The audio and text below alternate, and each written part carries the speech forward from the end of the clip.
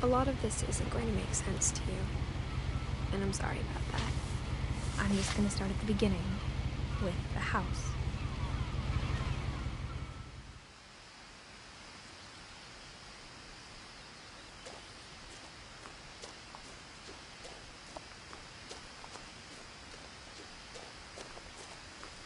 I lived here until I was 11, but I wasn't allowed inside half the rooms.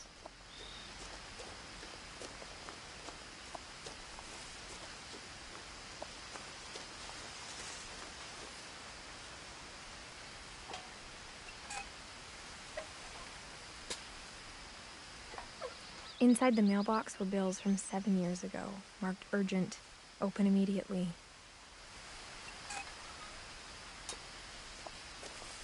I hadn't been back since my brother Lewis's funeral.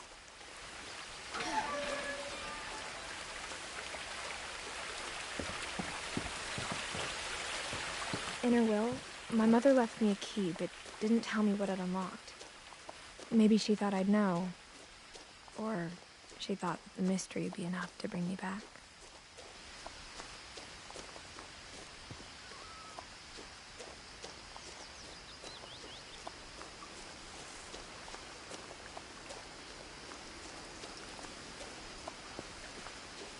The truth is, even after I inherited the house, I never thought I'd come back to it. But now I had questions about my family that only the house knew the answers to. The woods around the house have always been uncomfortably silent, as if they're about to say something but never do.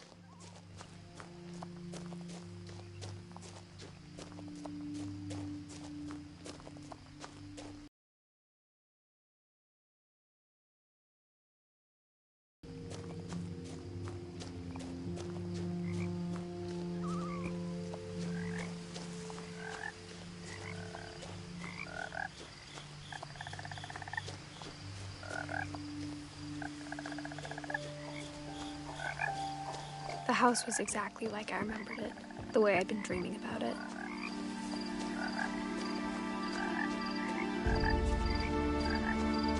As a child, the house made me uncomfortable in a way I couldn't put into words.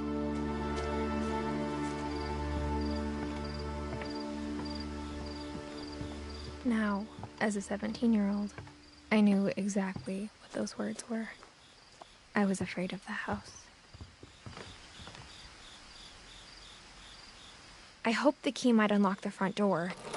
It didn't.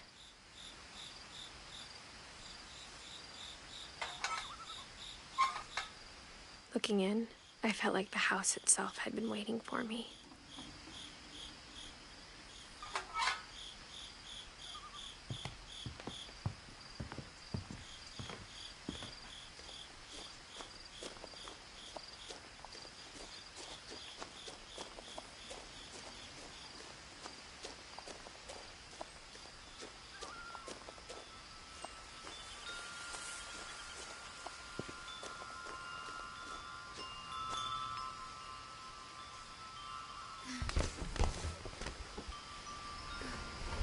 Crawling through the doggy door used to be a lot easier when I was 11.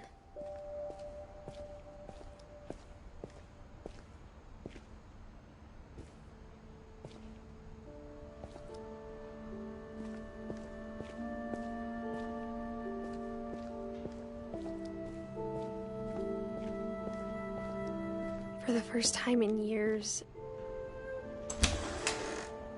I felt like I was home.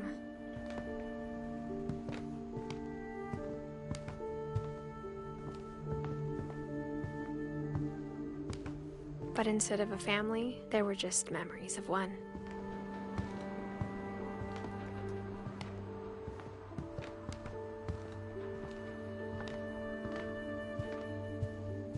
The table was still a wreck from the night we left. It was like a bomb had gone off, killing everyone but sparing the furniture.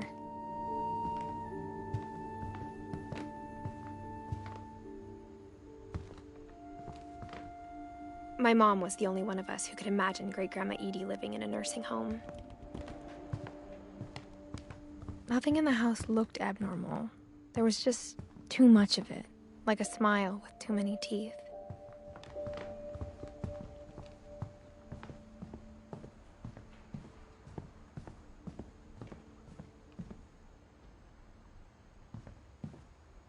My mom wasn't much of an optimist, but she never stopped believing that my brother Milton was alive.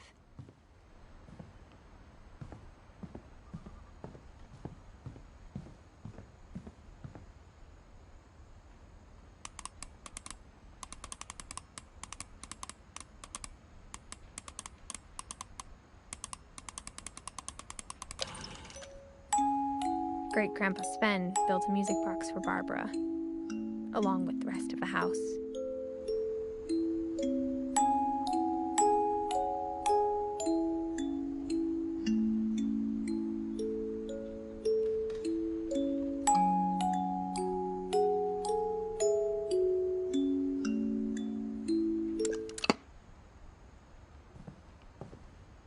Mom always told me to stay out of the basement, so I wasn't too surprised when the key didn't fit.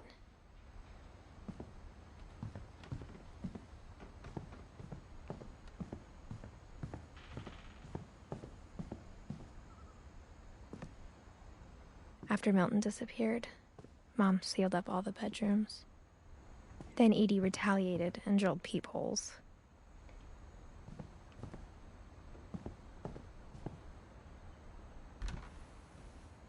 Molly always seemed like a girl I could imagine being friends with, if she hadn't died in 1947.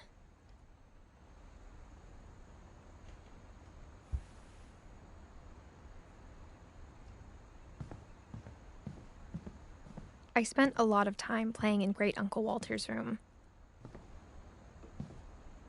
Lewis told me there were secret passages, but I never believed him.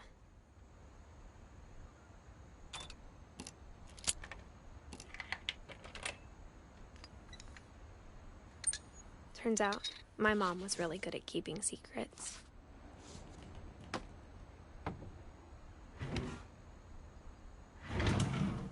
Now it was time to find out what my mom had been afraid of.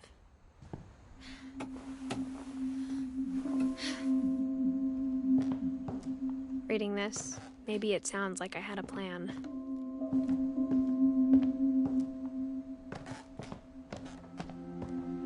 But I had no idea what was behind that door.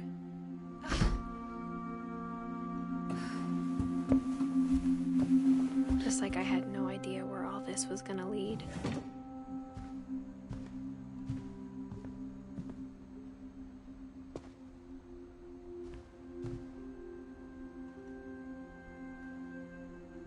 I got the sense Edie had spent a lot of time here, before my mom sealed the doors. December 13th, 1947. Dear Diary, I'll be gone soon, but I wanted to tell somebody about what's gonna happen. It started when Mom sent me to bed without dinner. I woke up and I was starving, so I looked around for something to eat. The gerbil food was dry, but I didn't mind it.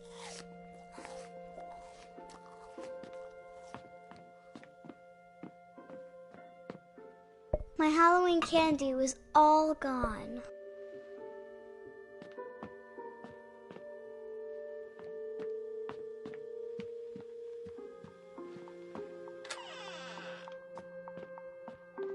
I kept eating and eating.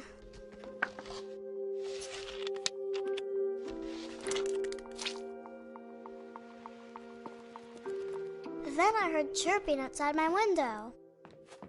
It was a barn swallow going back to her nest. I reached out for her.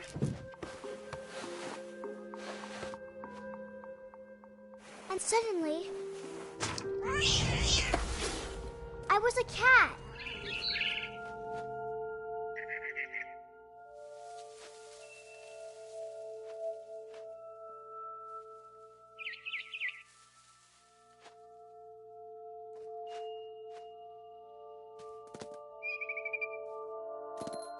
I tried to be quiet, but the bird was really scared.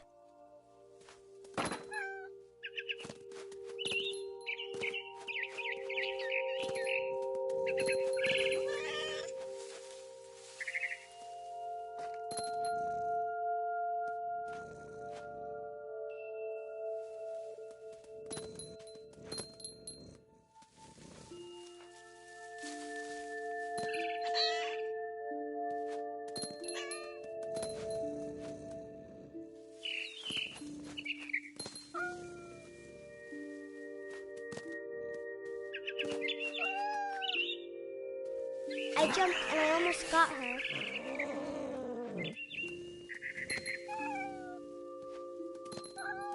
I could tell she was getting really tired. Now I was up in the big tree. I promised Dad I wouldn't climb it anymore. All I cared about was eating that mama bird. I gobbled her up. And suddenly, I was an owl.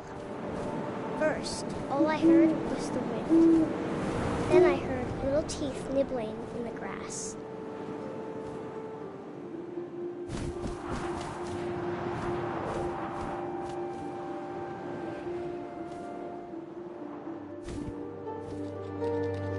Rabbits.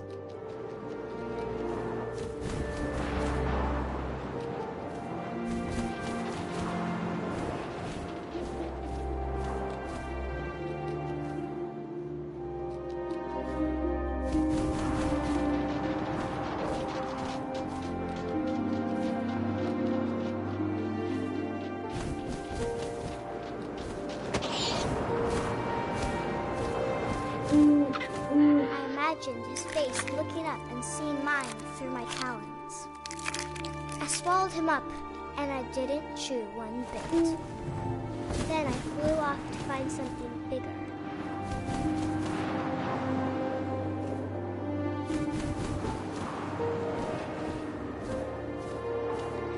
A mama rabbit.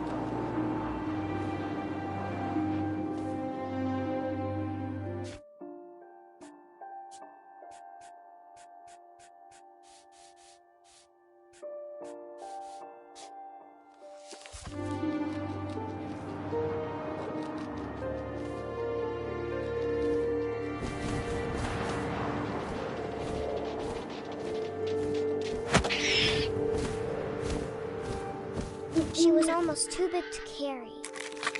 I started choking, but I couldn't stop eating. And suddenly, I was a shark.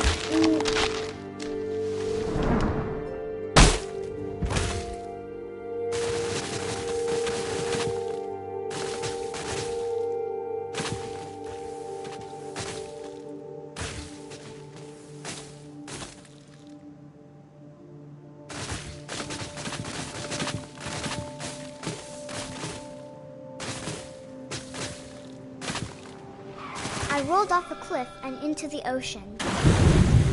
Now, I was hungrier than ever.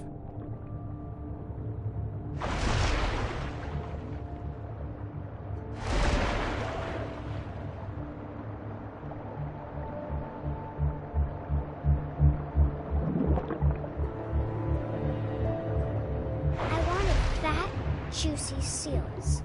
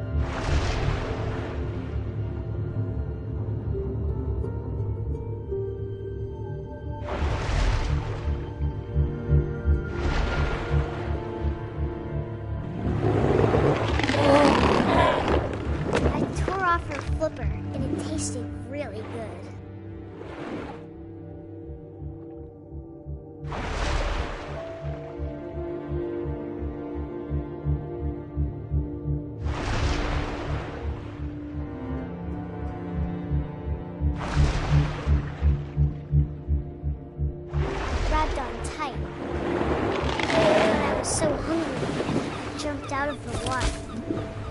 When I opened my eyes, everything had changed.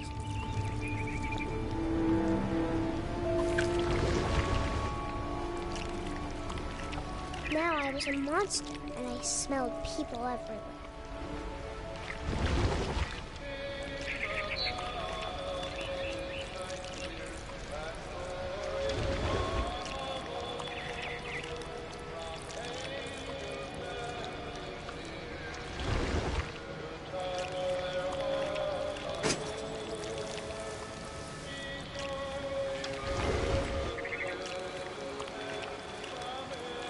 I was big, but I moved real quiet.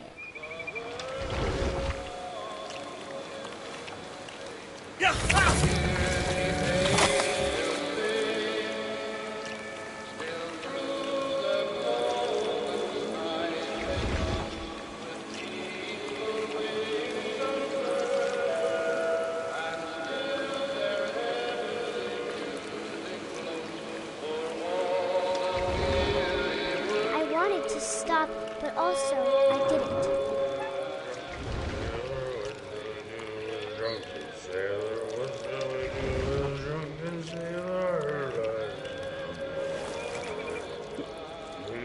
Belly with a rusty razor, shaves belly with a rusty razor, shaves belly with a rusty razor. Something I had to have, so I swam towards it.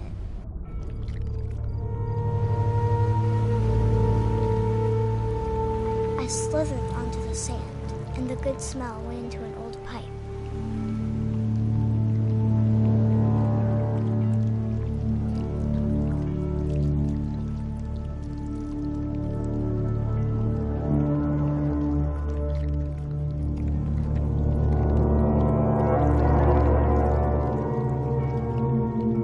I got closer and closer.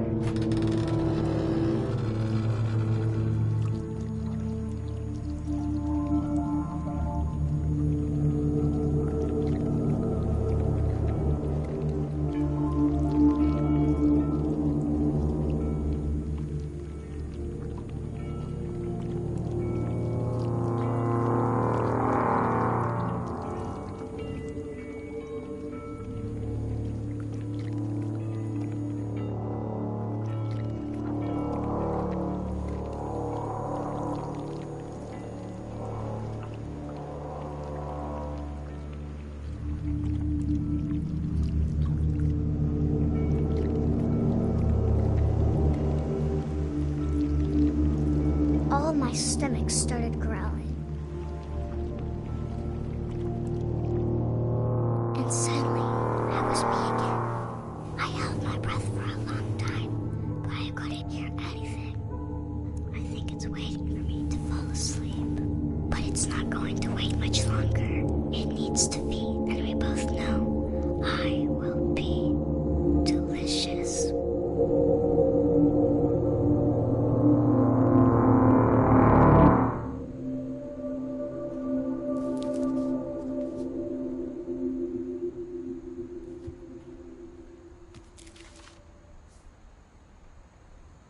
I'm not sure if I believed all of that, but I'm sure Edie would have.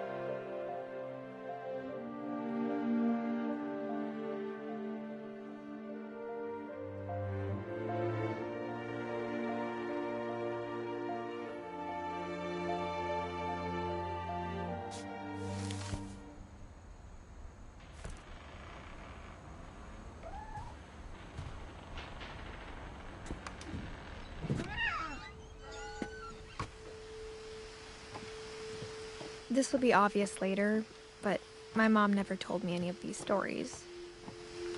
Edie would have, but Mom didn't like bringing up the past. Though, when we adopted a stray kitten, she was the one who named it Molly. I spent a lot of time in Great-Grandma Edie's room. Her room was like a museum.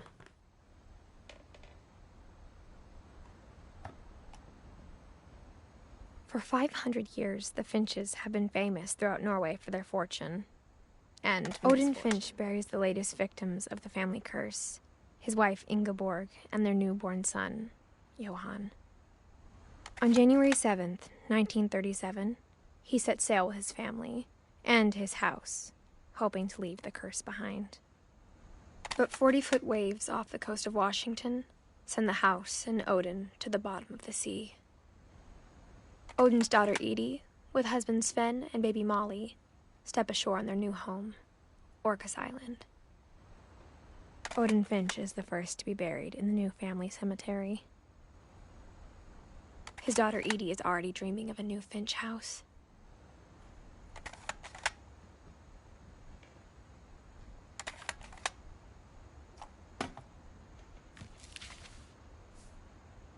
Whatever's wrong with this family, it goes back a long ways.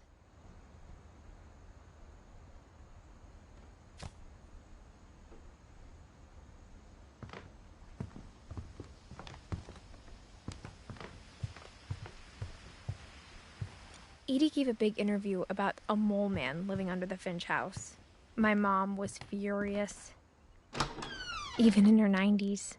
Sometimes Edie seemed a lot younger than my mother. The only trace Grandpa Sam's first wife, Kay, left on the house was the pink bathroom.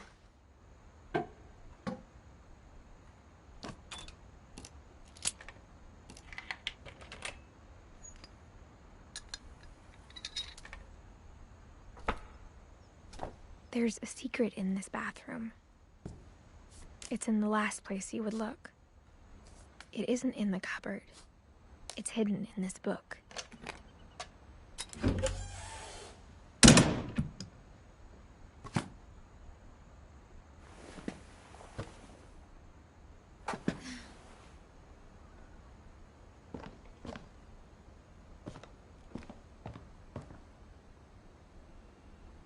From the paintings on the wall, it was clear my brother Milton had been here before me.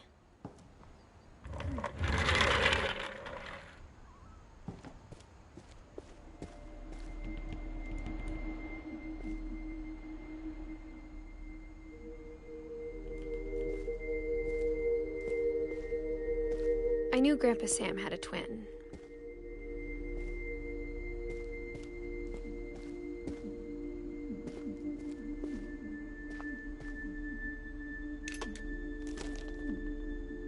And that he never talked about him. I guess my grandpa didn't like history any more than my mom did.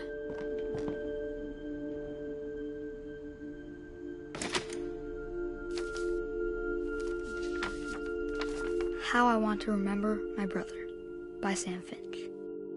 The thing I remember is that when he made up his mind, that was it. My brother said he'd die before he ate another mushroom, and he did.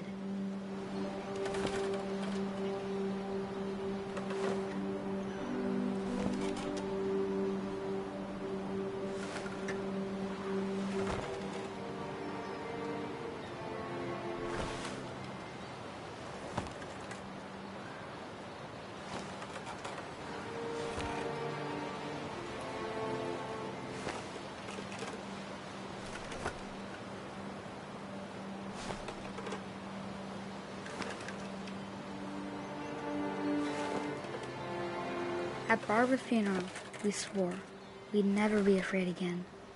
And he wasn't.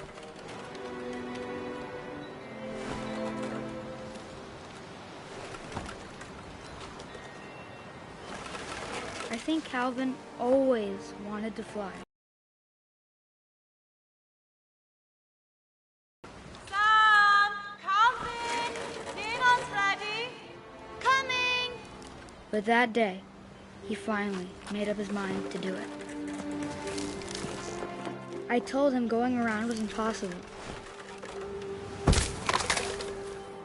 Maybe if I hadn't said that.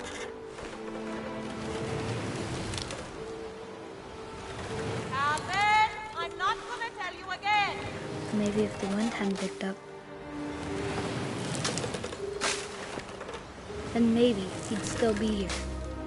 But I doubt it. I think he'd already made up his mind. That's what I want to remember about my brother.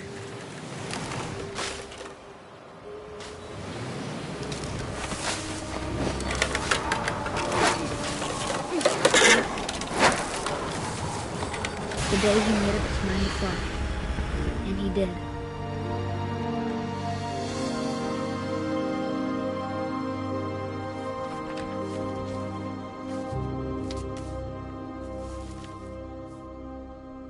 Calvin's story felt strangely familiar. When I was younger, I remember trying to do the exact same thing. After the funeral, Edie roped off Calvin's half of the room.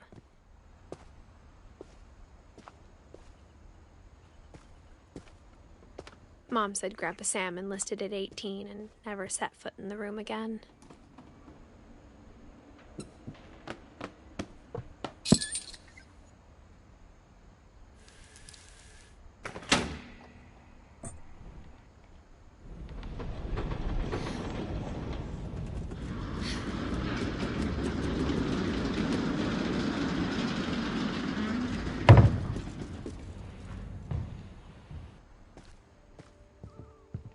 The passages were a pretty tight fit. They'd obviously been built for smaller hands and bellies.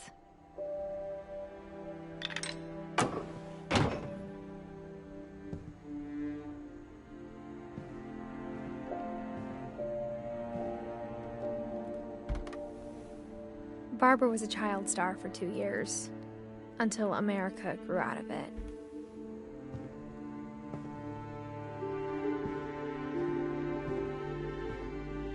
Whenever people ask me about my family, the first thing they always want to know about is Barbara.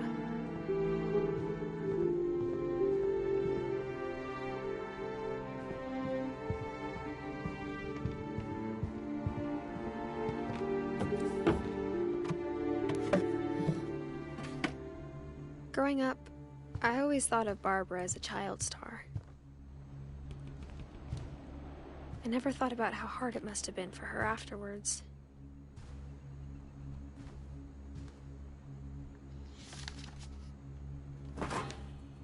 Of all the stories people wrote about Barbara's death, I'm surprised Edie saved this one.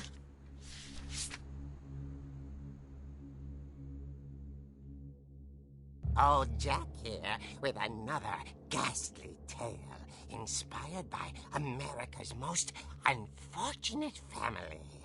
I'm calling it The Surprise Ending of Barbara Finch.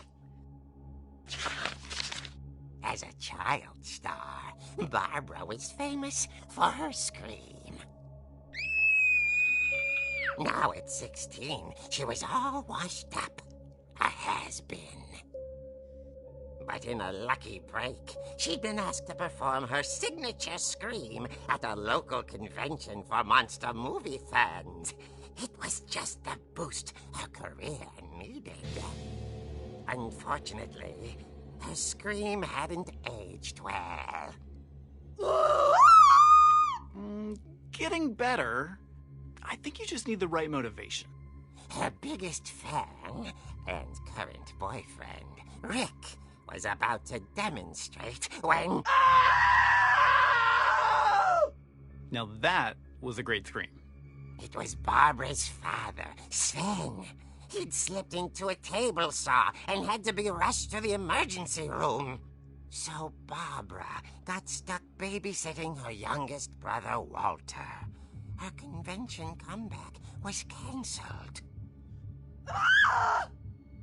Okay, I'm hearing frustration, but I'm not hearing terror. What if I tried... A gang of hoodlums in Halloween masks have been terrorizing Orcas Island tonight. Police are urging residents to... That came from the basement. You're right! Also, I loved your delivery on that. Why is your basement door locked? Because my dad likes making puzzles and secret passages. There's a key hidden in the music box. The secret is to keep winding and winding until finally the key pops out. Thanks, babe. I'll be back in a sec. 20 minutes later, Rick hadn't returned. So Barbara went to look for him, right on cue. She reached for the music box. And as she wound the key, she listened for Rick, but the house was silent.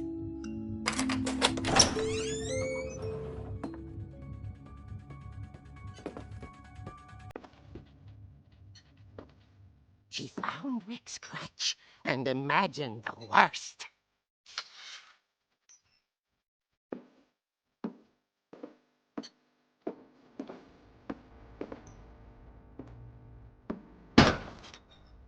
The gang's leader is the infamous Hookman Killer, Dr. Carl Hamill, who impaled and then ate his family 10 years ago tonight.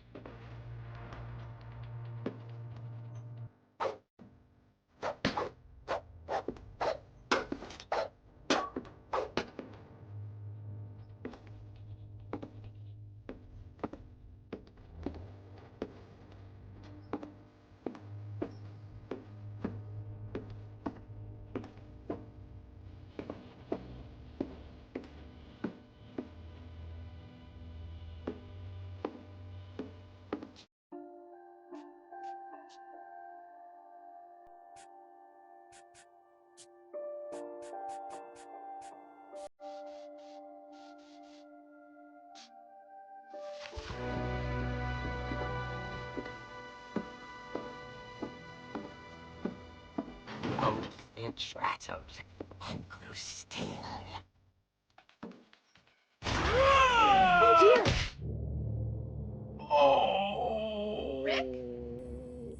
Barb, relax. I was just trying to scare you to help you find your scream. Well, I'm not scared, Rick. I'm furious. Then act furious. All I'm getting from you now is that you're hurt and confused and you're... She threw him out, but she kept a little something to remember him by. Barb, have you seen my other crutch? And she was still holding it when she fell asleep watching the late picture show. Hours later... Barbara! Walter, what's going on up there? Ah! Okay, I'm coming up, but if this is a trick, you're dead, Walter.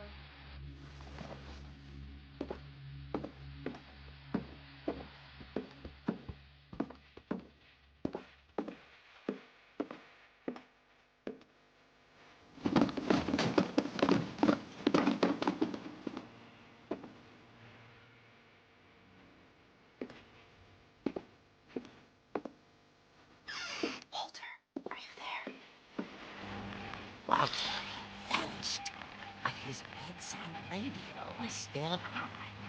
Orcas Island police describe the man as 6 feet tall, with a steel hook for a hand. Residents are urged to lock all doors and windows and notify the police of any suspicious activity. Barbara turned, saw the hookman, and was speechless. He was quite smashing.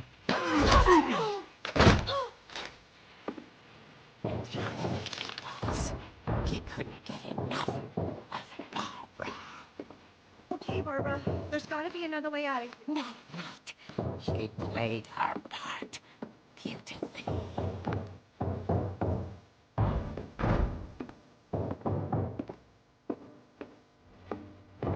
She thought about abandoning Walter, but just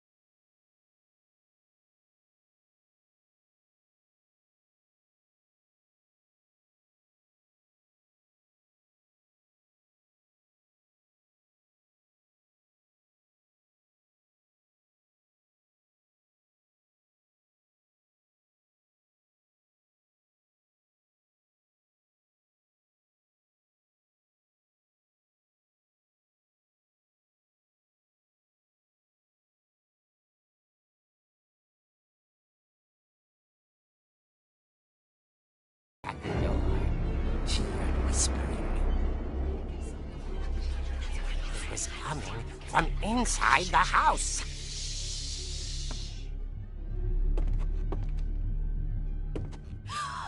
Oh dear.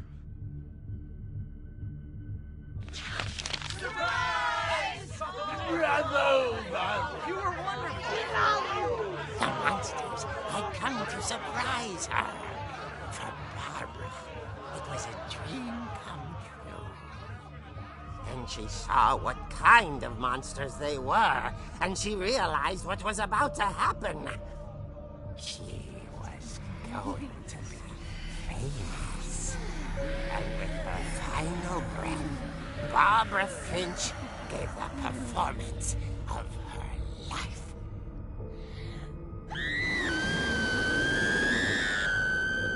I wasn't there myself, but I hear Barbara was magnificent. Poor girl. She had a taste for stardom. But unfortunately, so did her fans. Of course, the police blamed it all on poor Rick, who disappeared the same night. And little Walter, hiding under his bed the whole time. He took it all pretty hard, but that's another story. As for Barbara, tucked inside the music box was all they ever found of her. Her ear. Now that's what I call a real eerie tale.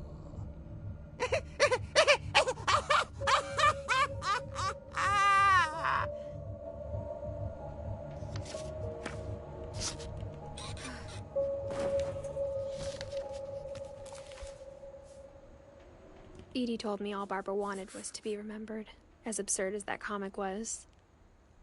Maybe what Edie saw was a happy ending.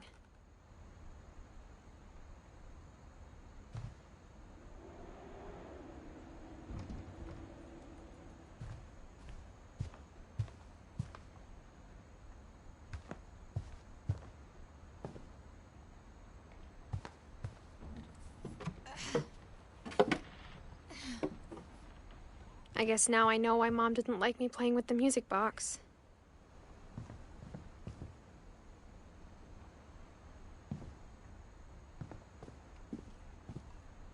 Mom must have locked the third floor stairs on the night we left.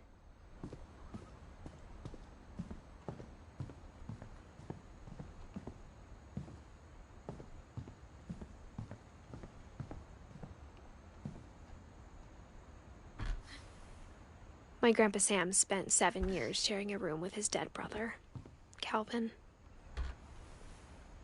The last time I was in Edith Sr.'s room, I was 10 and she was painting my portrait. It's funny. All those times I played with the music box and never found the basement key.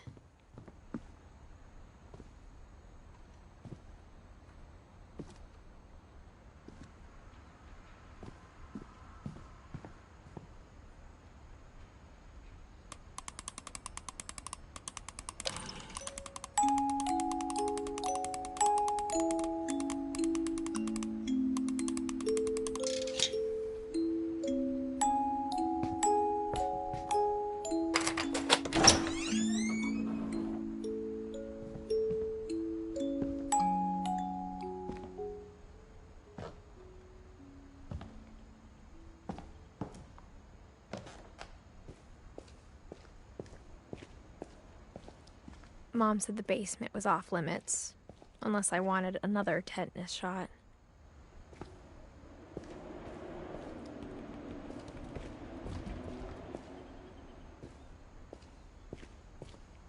I saw Edie sneak down to the basement once, carrying packages. I thought maybe she was hiding presents. It turned out she was hiding a lot more than that.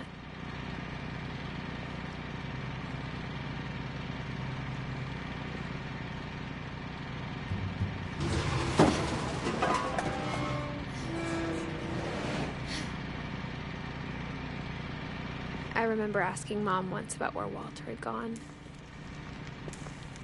She said after Barbara died, he got as far away as he could. If there's a pattern in all these stories, I think it's that none of us has gotten very far.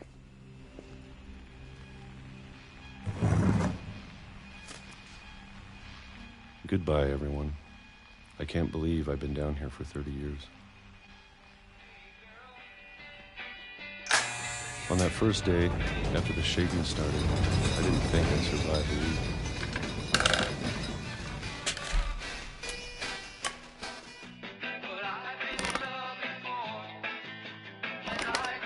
But after a few days, I settled into a routine.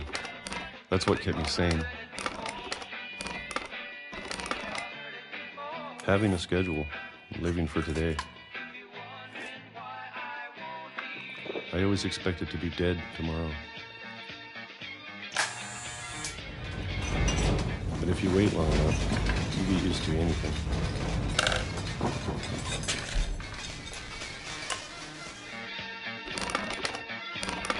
Even a monster on the other side of a door starts to feel normal. Almost friendly.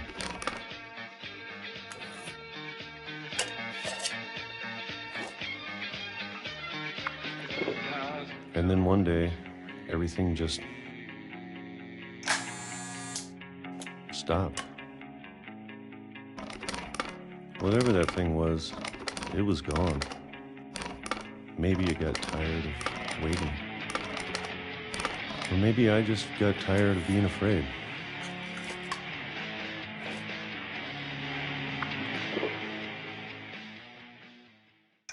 It's been a week now, the longest in 30 years. I'm done waiting. I have to leave while I still can.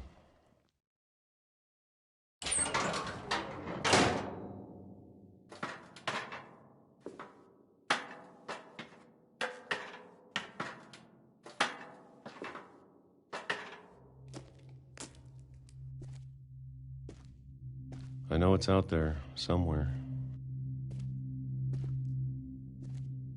Whatever killed Barbara and Molly and Calvin.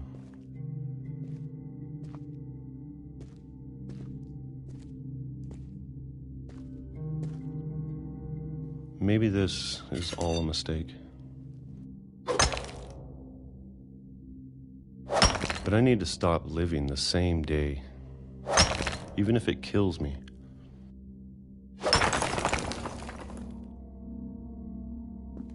Whatever's out there, I want you to know I'm ready for it.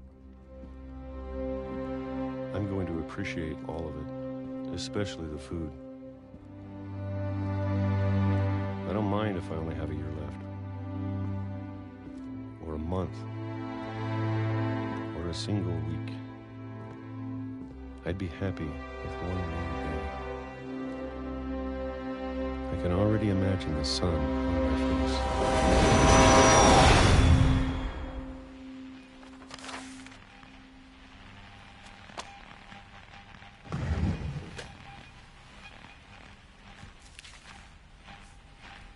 Walter died when I was 6. I can't believe my mom never told me he was down here.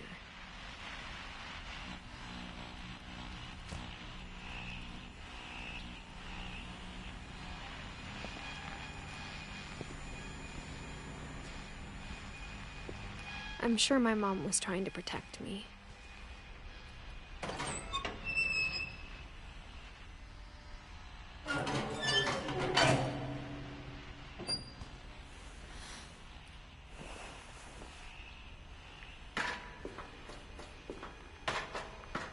Maybe she was afraid I'd end up like Walter.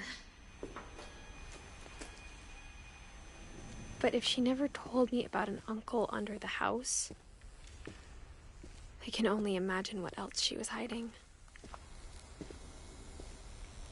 I don't want to make the same mistakes she made. Trying to bury something that's still alive.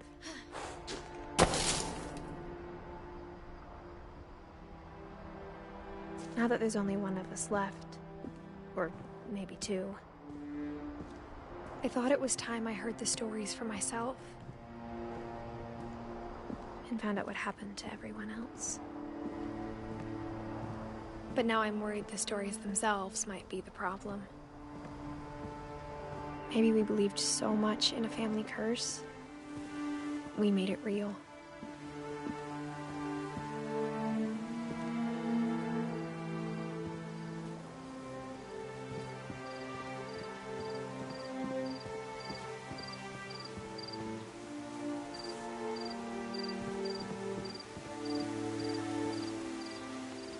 I don't know if I should even be writing this.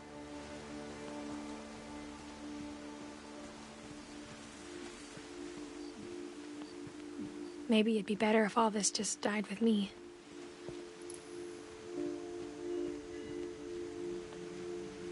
But I thought you should know about your family.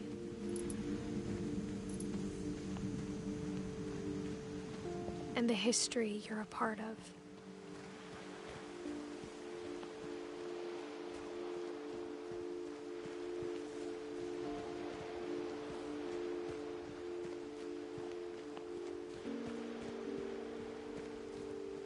Though to be honest, I feel as lost as you probably do right now. I think the people in these stories believed them, for what that's worth.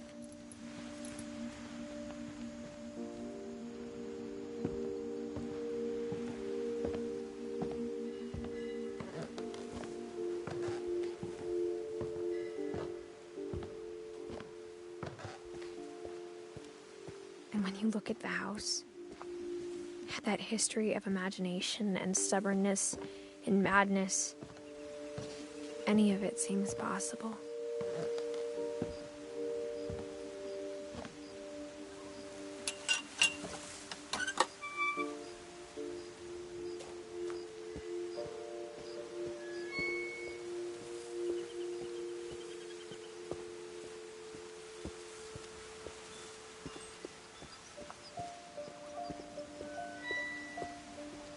I think we've been surrounded by death for so long, we've just gotten used to it.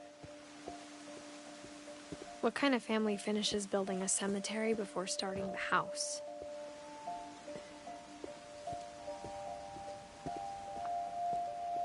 It's embarrassing for me to admit this, but the pet cemetery made me more uncomfortable than the human one. 3 of the gerbils were mine, and 2 had been my fault.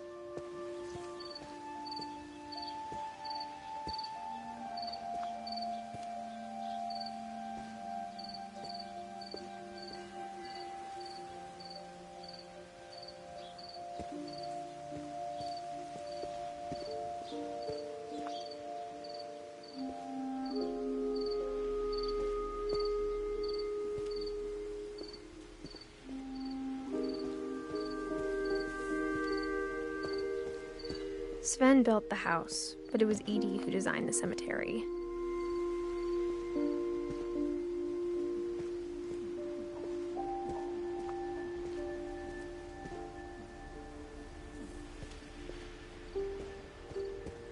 I'm sure Odin's monument had been Edie's idea.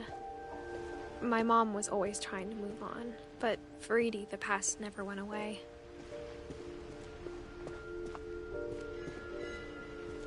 She could see it poking out of the water at low tide.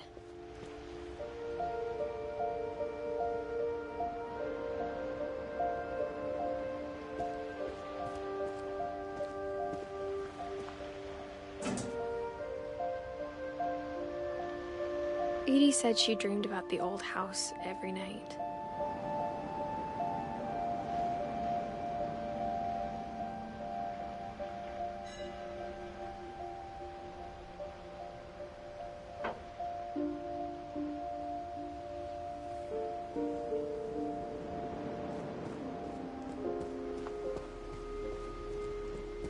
Edie's side was always easier for me to understand. But the older I get, the more I can see where my mom was coming from.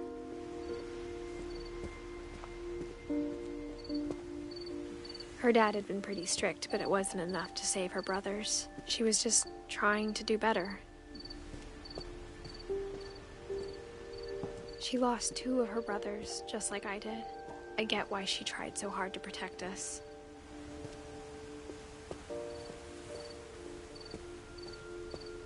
There's so many things I wish I could ask my mom now. Part of me thinks this is what she wanted all along. For me to come back someday and find everything out for myself.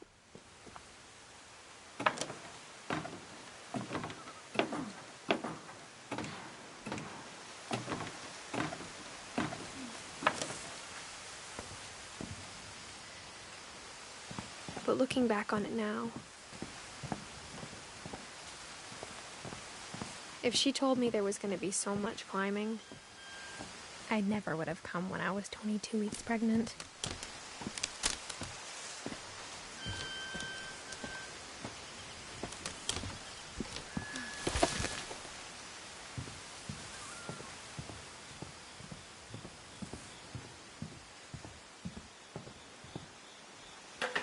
I never met Grandpa Sam, but I think he and my mom had a lot in common.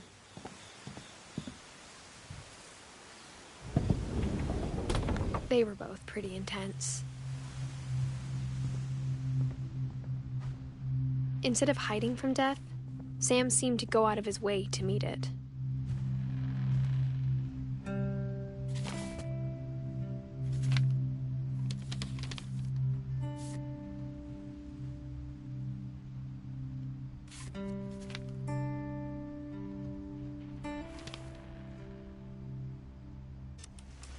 Dawn, I promise, you'll never forget this weekend.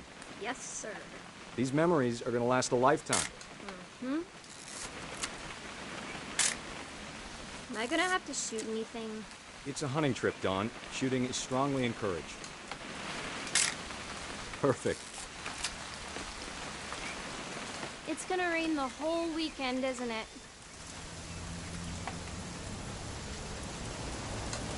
I will never forget this weekend, Dad. That's the spirit. Please just take the damn picture. Hey, language. Did you want to get a picture of me or what? Smile, Dawn. Okay, got it. I'm gonna take some pictures, okay? Just be careful. That camera's older than you are.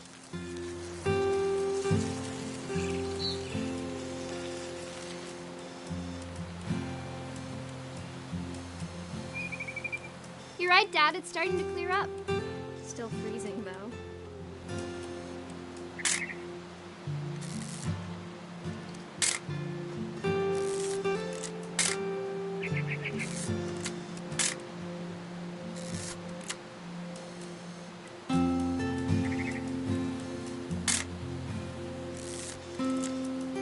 Definitely should not have drunk all that coffee.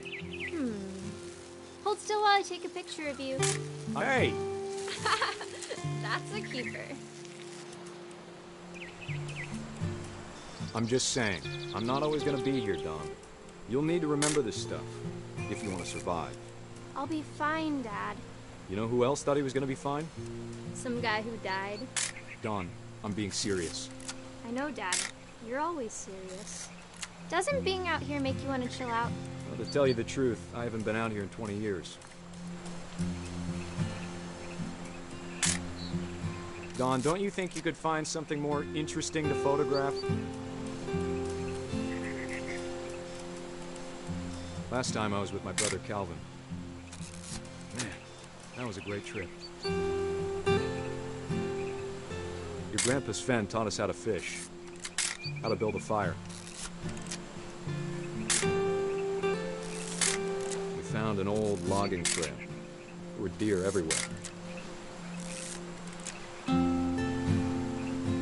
I bet if I could remember where that trail was, we'd spot a buck for you in no time. Give me a minute to check the map.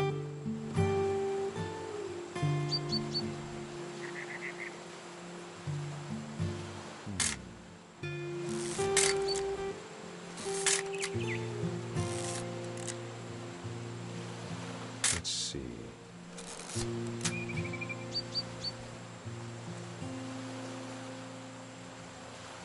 Maybe.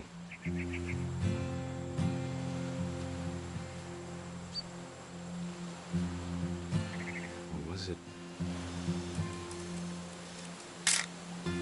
You don't need to waste any more film on me, kiddo.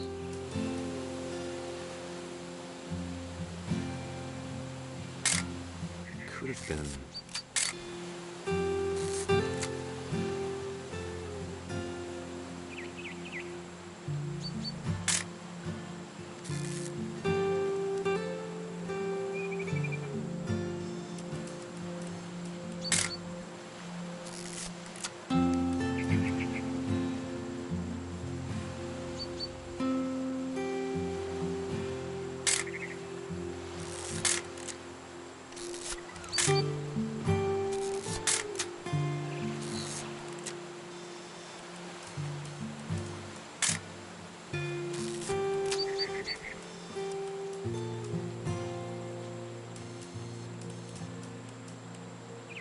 Dad!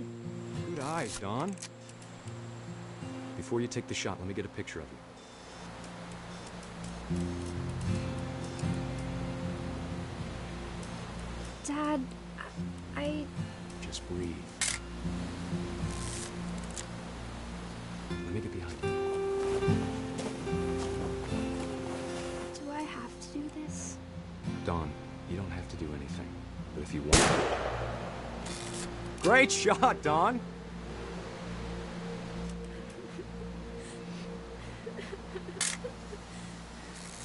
I'm proud of you, Dawn. Always remember that, okay?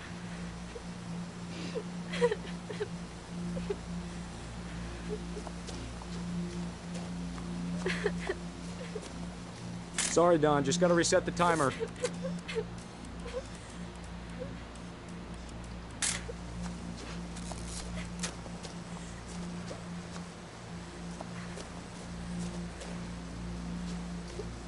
Dad, it's twitching. I think That's it's totally so... normal, Dawn. Just focus on the camera. Try not to think about... Dad!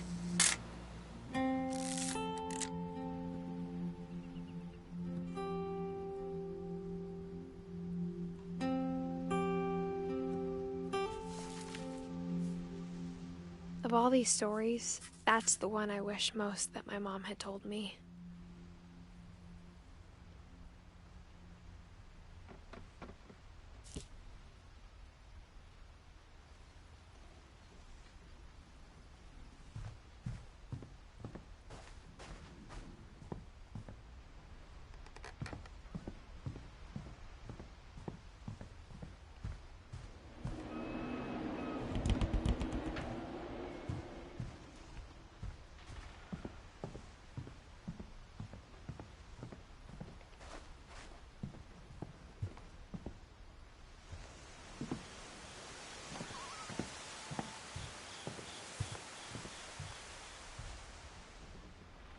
Sam spent his life shooting photos, but Mom said he got nervous being in front of the camera. I guess we're all afraid of something.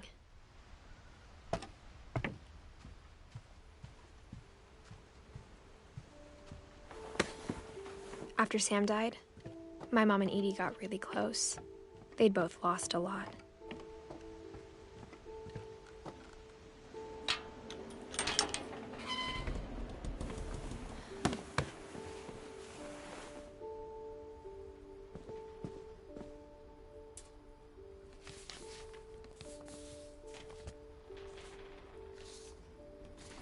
Dear Kay, do you remember the way Gregory used to laugh when he thought he was alone? Like something funny was happening, but only he could see it.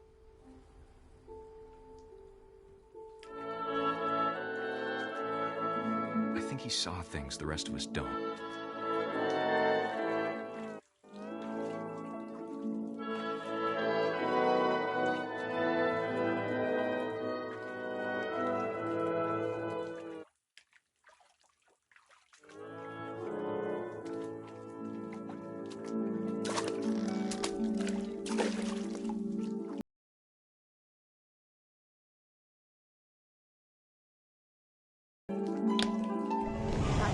Gregory, it's time to... Hold on, sweetie. Hello? Sam, I told you I don't want to talk right now. I wonder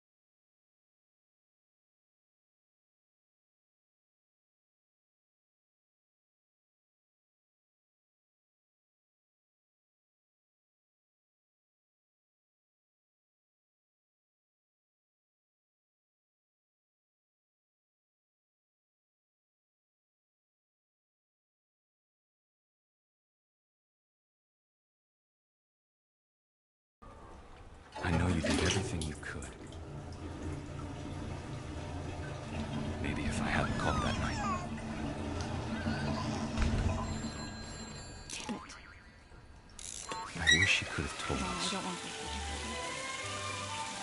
about the world we saw.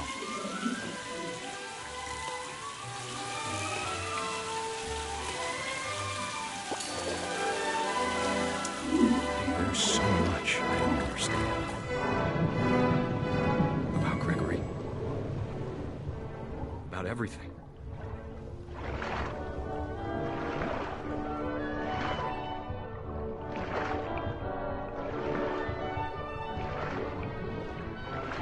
But I know what happened wasn't your fault.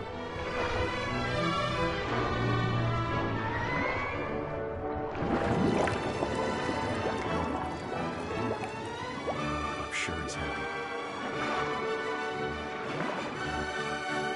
And he'd want you to be happy too. Good luck, Kay. Love, Sam.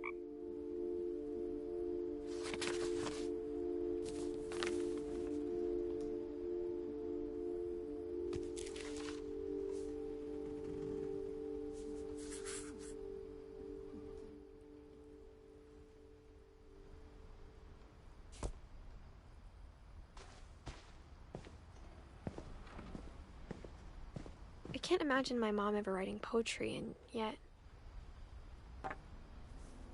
A poem for Gus, who always said the wedding was a bad idea. Our father never hit us kids, at least not very hard, before the day my brother said with teenage disregard that he'd be dead before he'd see a wedding in our yard.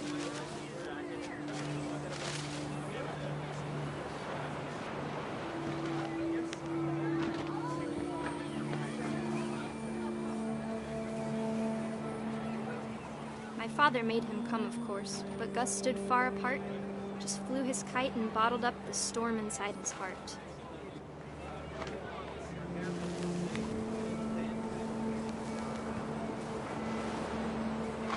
I tried to talk him out of it, but though he'd never met her, "We don't need a stepmom," were the words that I now remembered. pronounce you husband and wife. You may kiss the bride.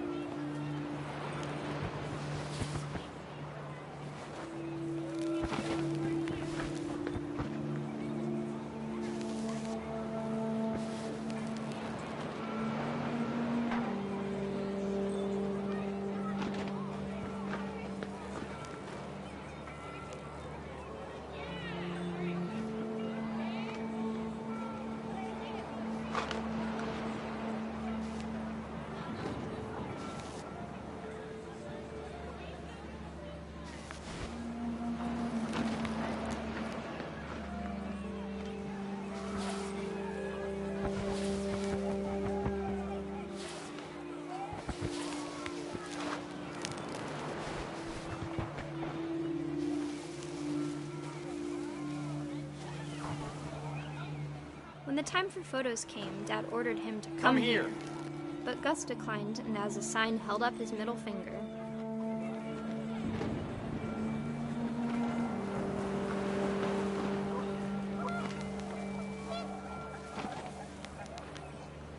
The wind picked up and panicked geese appeared and quickly went.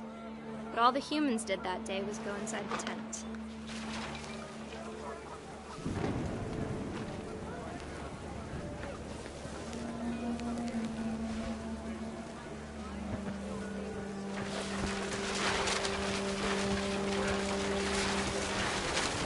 The rain came down in buckets then, but no one seemed afraid that nature might destroy the tent our dad had crudely made.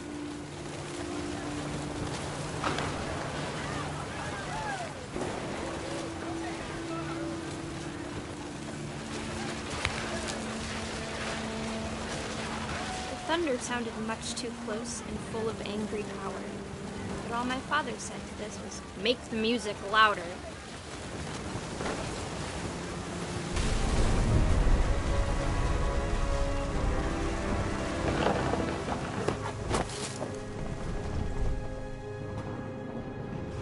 I wish that I could truly say I thought about you on that day.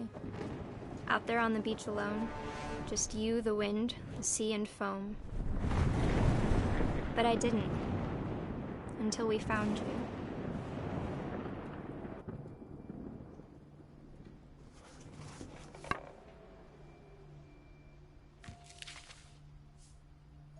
She never talked about him, but Mom told me once if I was a boy, they were going to name me Gus.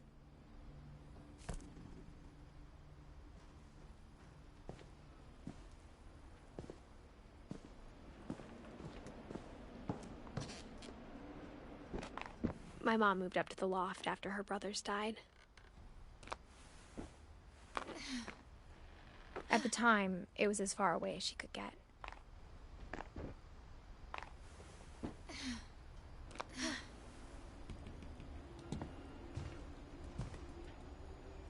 Religion was another thing my mom never talked about, but I think it helped her a lot after her dad died. She spent a summer building houses in Calcutta, where she met my dad, Sanjay.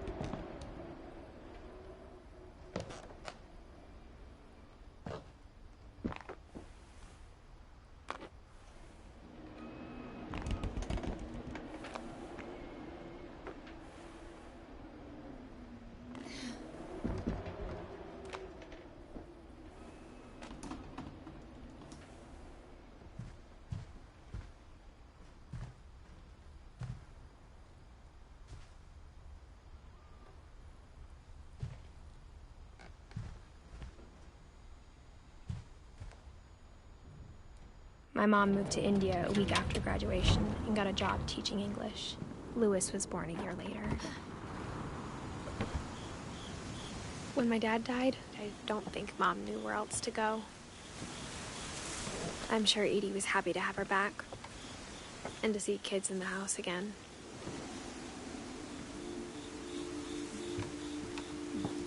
The house had to get a little bigger, but Edie was used to that. And for a while, things were good. Almost normal, but it didn't last. The beginning of the end was Milton's 10th birthday, when Edie gave him a castle.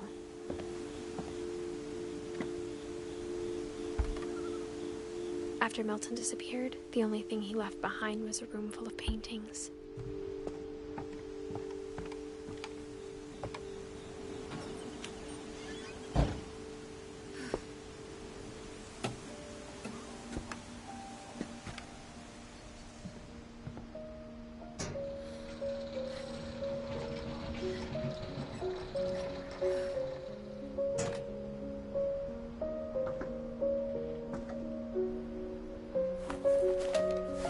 Milton Finch in The Magic Paintbrush.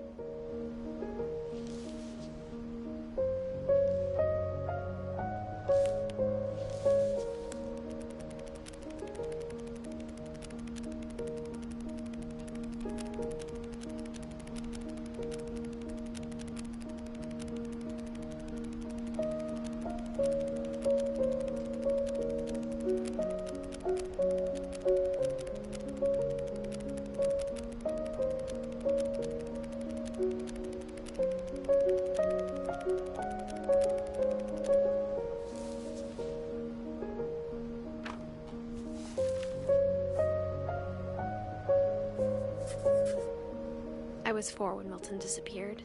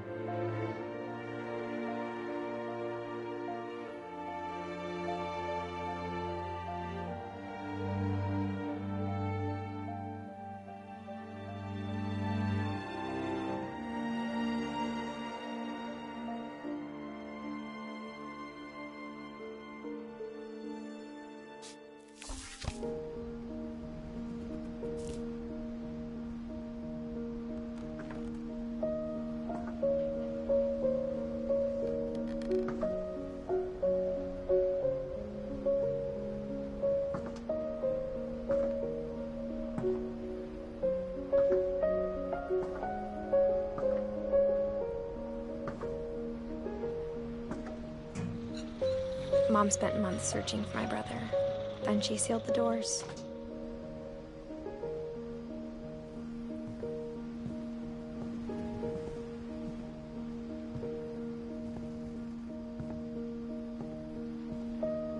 Whatever Milton had found in the house, Mom didn't want it getting out.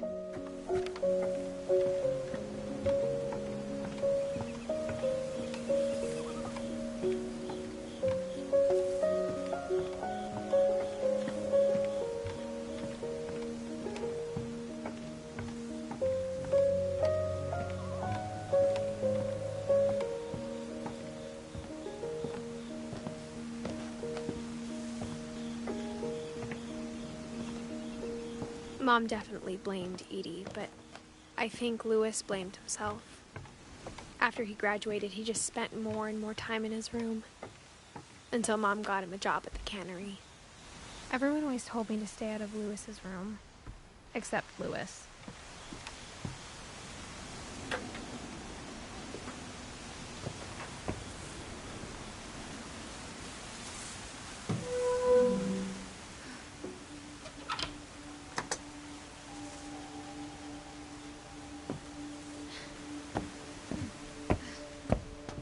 Louis's room smelled very, very familiar.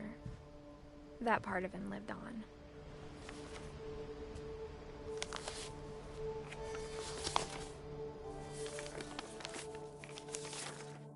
Dear Mrs. Finch, as Louis's psychiatrist, I can understand your desire for an explanation. As I see it, the trouble began in January, shortly after we convinced your son to seek treatment for substance abuse. Newly sober, I believe Louis first noticed the monotony of his daily life.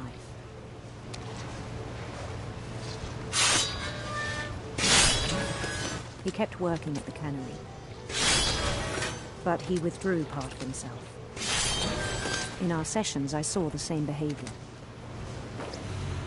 His mind began to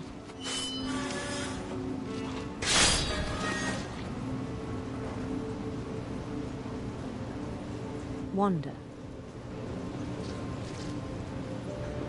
I asked him to describe it. He said he started small, imagining a labyrinth.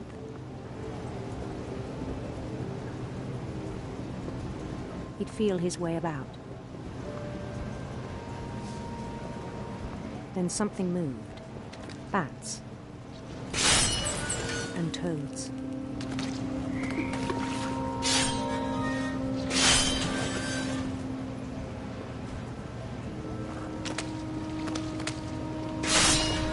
Things that have not names.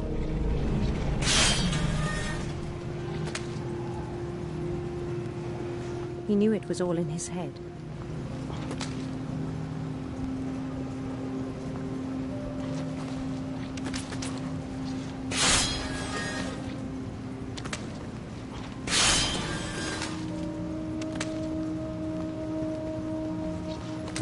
But he took it very seriously. I had hoped he'd find himself.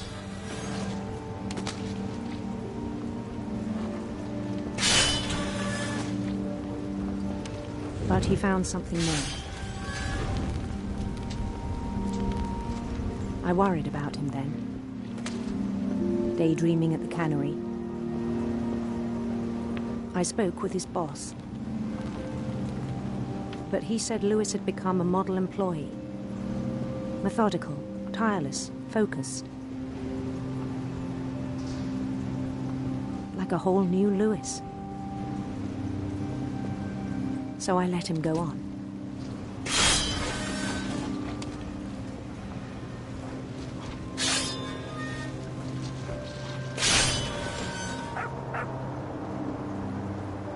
I even encouraged him. It seemed very promising at first. He told me he'd made a new friend.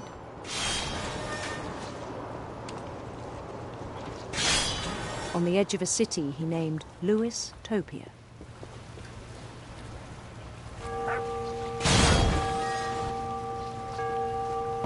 He built the city up slowly, brick by brick. Then he made musicians.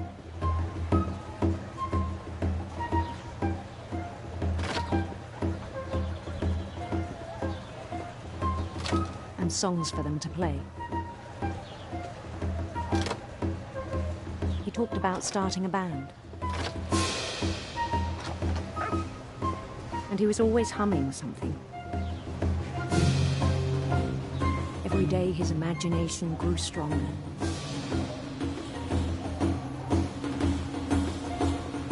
He no longer spoke at the cannery, but his chopping was as reliable as ever. Then one day it struck him that all the cheering crowds, even the stones under his feet, were all in his imagination, so he could do whatever he wished.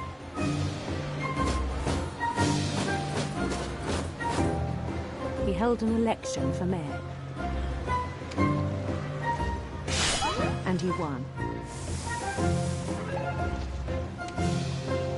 They begged him to stay, but his mind was already wandering. It became a game for him.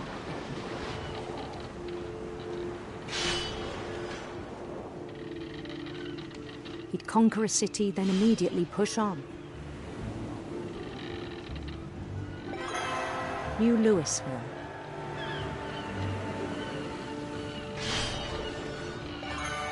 St. Louis. He started drifting away from our reality.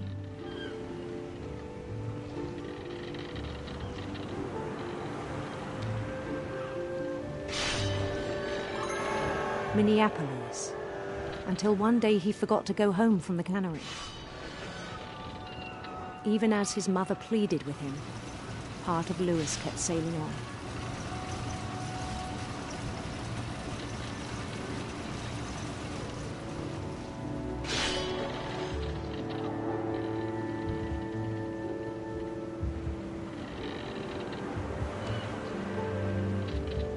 In Louisburg, he heard rumors of a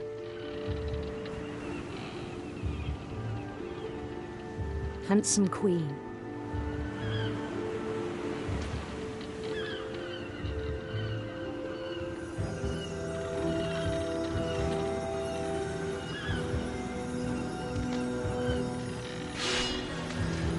The queen was on her own quest for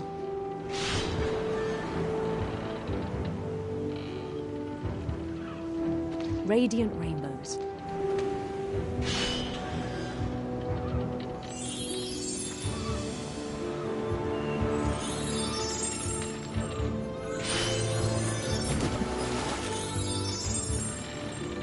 He followed the sound of her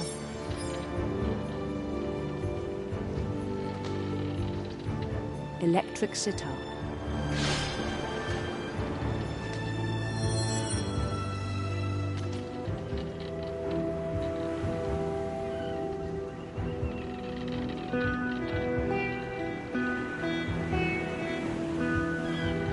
His chase led him to a golden palace east of the sun and west of the moon. Even then, his logic remained sound.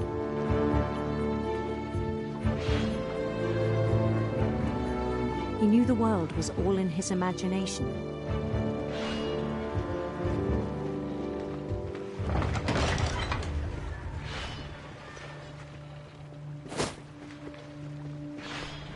But he was so proud of having created it.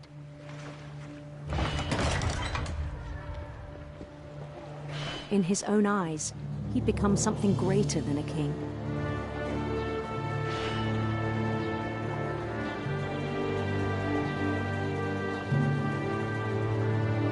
For someone who'd never known success in the real world, I think it was overwhelming.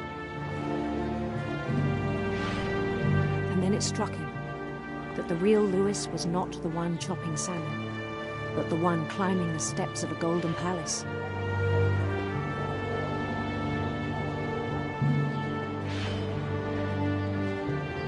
My imagination is as real as my body, he told me.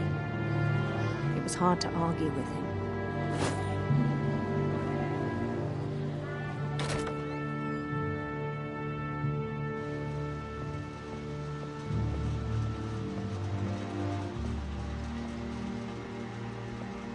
began to forget the world we know.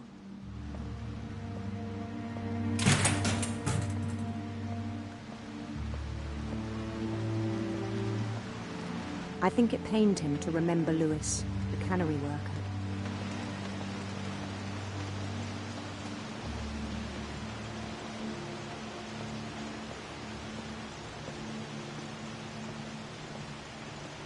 He began to despise the man with a royal contempt.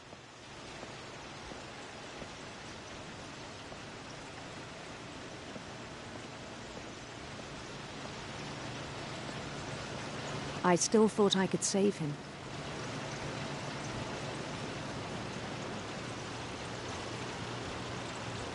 Even after he said he was being crowned king over all the lands of wonder.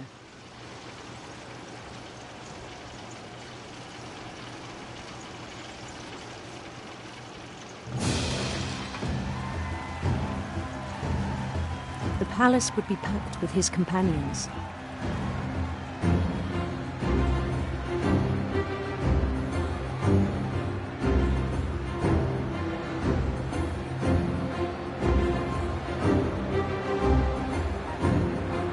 Including the wise Calico he'd insisted on inviting.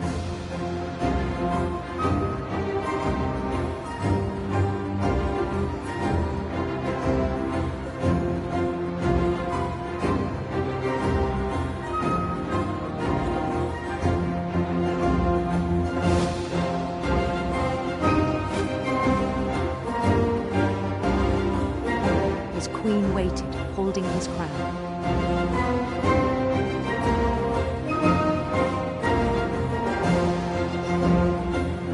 There was only one thing left to do.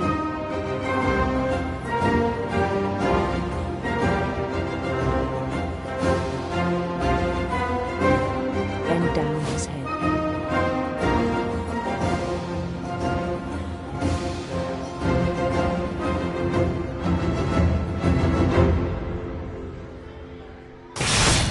And the rest I think you know.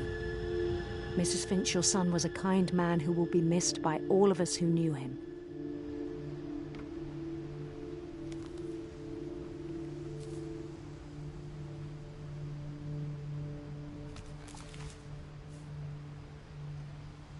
My brother was really cool. I wish you could have met him.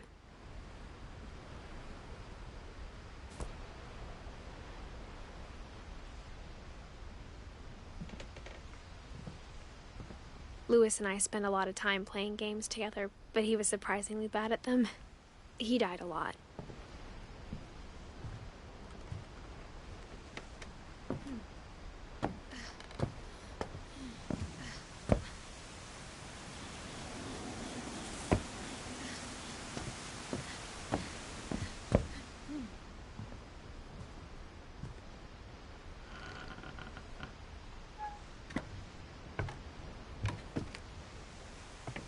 On the way back from Lewis's funeral, my mom told me to start packing. She waited until the day before we left to tell Edie. I'm not sure if she wanted to make it easier or harder.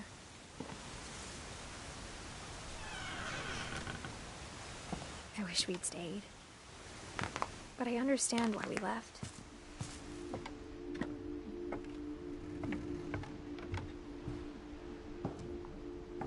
My mom ended up leaving everything behind.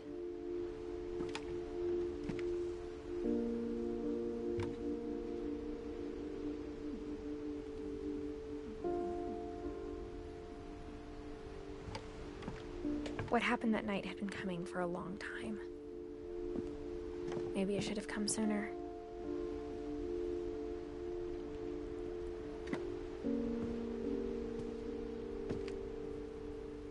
But it had to end one way or another. All that's left now is to tell you about that last night.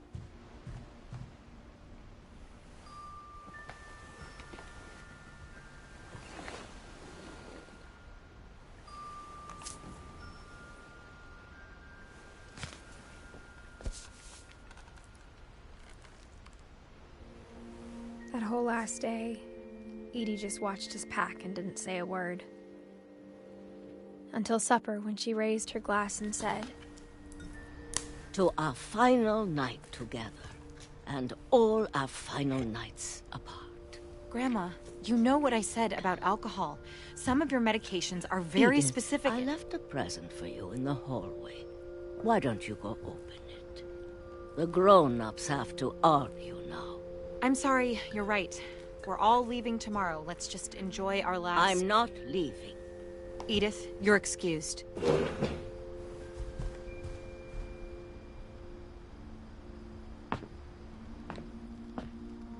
The power had been shut off that morning, but Edie always had plenty of candles. When my mom said the library, I don't think she knew about the other entrance, or that Edie had a key to it.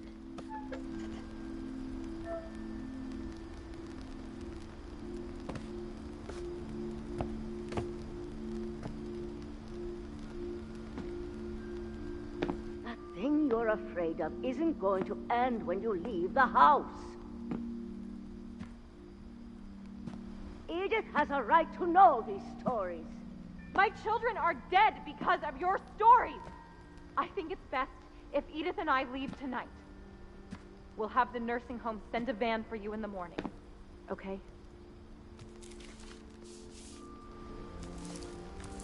Dear Edith, there's so many stories I wish I could tell you, but there's only time for one. This is about what happened on the night you were born. That night, the tide went way, way out. It was the first and last time I ever saw the old house aground. There'd been an earthquake out in the middle of the ocean. They called it the lowest tide in 1,000 years. God, it smelled awful. You know, I've seen that house every day of my life.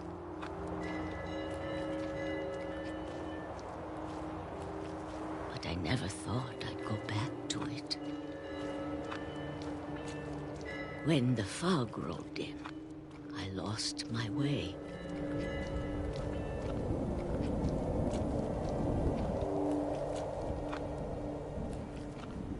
I got turned around.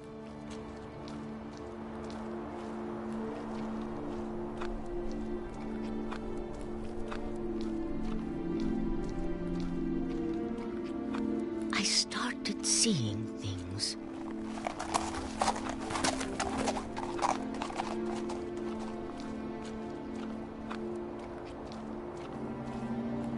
Things I'd forgotten had ever existed.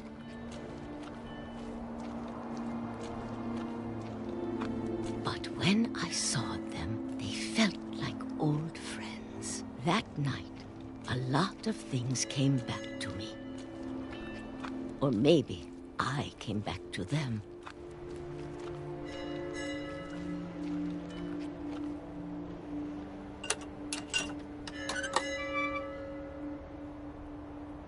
Things I can't explain, but that I need you to try and... Edith, what are you doing in here?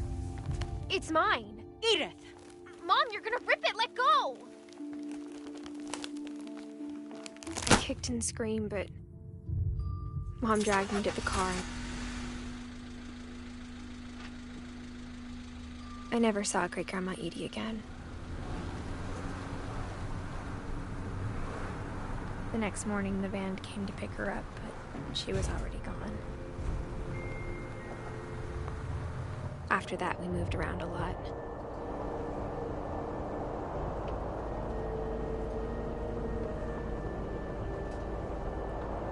We both tried to make the best of it.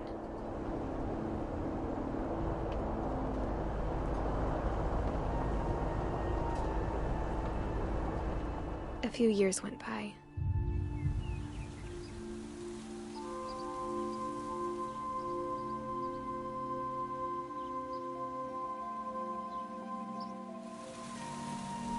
My mom didn't like to talk about it.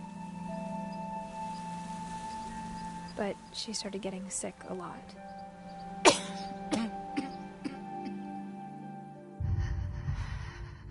She got better for a while, and then she didn't. And then I was alone.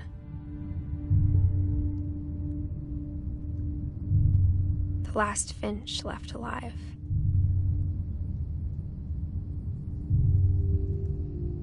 Until I found out about you.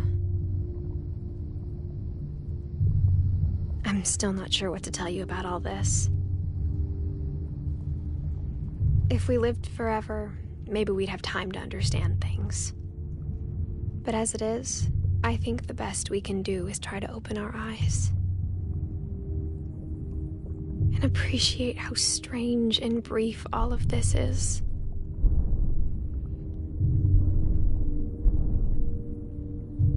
This journal was supposed to be for you. But now I hope you'll never see it. I just want to meet you. And tell you all these stories myself. But I guess if you're reading this now, things didn't work out that way.